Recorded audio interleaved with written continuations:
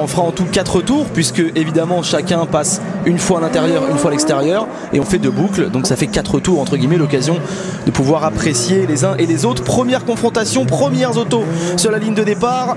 Nous avons d'un côté Heikki Kovalainen et bien sûr le septuple champion du monde des rallyes Sébastien Loeb qui a offert tous les points de la France hier à l'occasion de la Nations Cup. Et bien maintenant c'est en individuel que l'on va démarrer cette édition 2010 de la Race of Champions avec ces fameuses R8.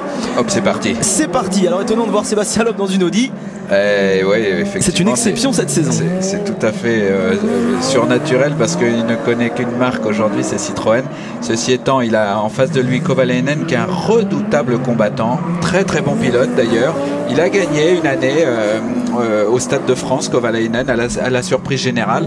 Et aujourd'hui, il n'a pas la voiture qu'il mériterait en Formule 1 et je pense que c'est un très bon pilote. Mais à ce jeu-là, je pense que je mettrai un petit billet sur Sébastien Loeb quand même. Et ben on va voir si votre résultat s'avère exact. En tout cas, pour l'instant, très léger avantage pour Kovalainen. On est quasiment dans le même centième, hein, c'est dire. C'est chaud là, ouais. Ça c'est super, en tout cas on voit évidemment les difficultés d'une Audi R8 LMS sur un tout petit circuit comme celui-ci dans le stade de Düsseldorf. C'est tout de suite plus compliqué. Alors là on ne peut pas juger encore puisqu'on est avec un Sébastien Loeb à l'extérieur. Il faudra attendre l'arrivée pour ça, mais c'est vrai que ça se joue à très peu de choses. Kovalainen qui passe lui sous le pont pendant que Loeb passe au-dessus. Comme ça on découvre en même temps ce tracé. Attention aux vibreurs qui sont très très hauts où Michel Mouton s'est sorti hier. C'est bon pour Loeb. Sébastien Loeb qui vient s'imposer. Magnifique. Oh là là, l'Audi R8.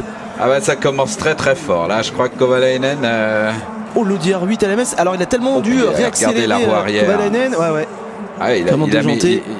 il a mis à fond effectivement pour essayer de doubler Loeb dans la ligne droite, mais là je crois sauf qu'on n'est pas sur un circuit, vous l'aviez rappelé il y a quelques instants Philippe. Il y a une Audi R8 qui va se terminer à la casse je pense. Aïe aïe aïe. Alors là ça va forcément faire également prendre du retard à la compétition en elle-même. On va revoir la sortie de Kovalainen. Alors ce qui est étonnant, mais c'est un truc de fou là. Il est rentré. En fait c'est un peu surpuissant je crois ce genre de voiture sur ce type de circuit. C'est assez mal adapté. Mais là il a fait des beaux dégâts là. Je ne sais pas comment ils vont faire pour réparer. J'espère qu'ils ont prévu. C'est quand même assez étonnant. Non, mais il a mis gaz à fond pour essayer de battre Loeb parce qu'il a vu que Loeb était un peu en travers et qu'il avait encore une petite chance, mais non. Oh là là là là. Alors l'accident est assez impressionnant vu la vitesse à laquelle on va ici sur ce genre de compétition.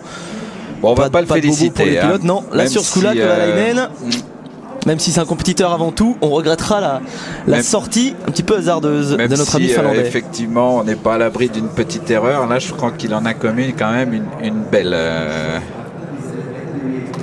En tout cas, Sébastien, incroyable. Mais non, mais c'est fou ça, comment il fait là. Il y a un truc surprenant quand même. Parce que la course est finie. Ce qui est étrange, c'est qu'il rentre quand même très à l'intérieur, très vite. Et puis après le drapeau. La course est finie, quoi. On a l'impression que.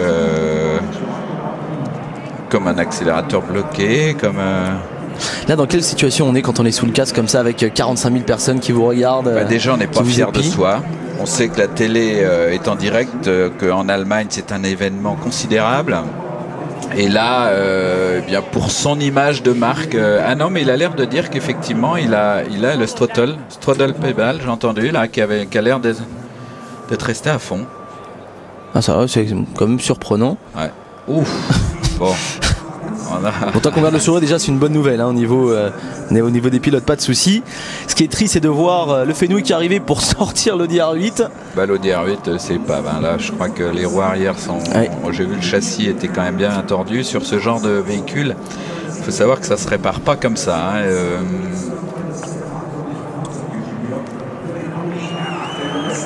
Il y a un petit peu de sous par terre là. Bon, allez, les applaudissements quand même, parce que le public aime ça. C'est un mélange et de sifflets, d'applaudissements. Le public vient un peu pour ça aussi, parce que c'est vrai que ça met un peu de piment au spectacle. Un petit peu de frayeur pour cette charmante dame.